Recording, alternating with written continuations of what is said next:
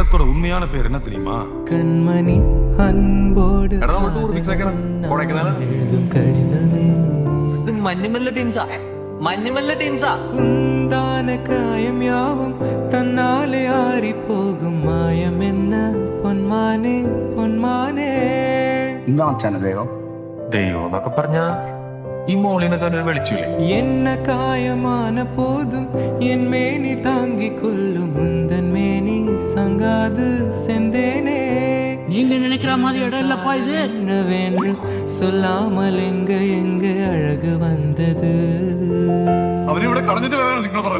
எந்தன் சோகம் உன்னை தாக்கும் என்றென்றும் போது வந்து அழகு நின்றது.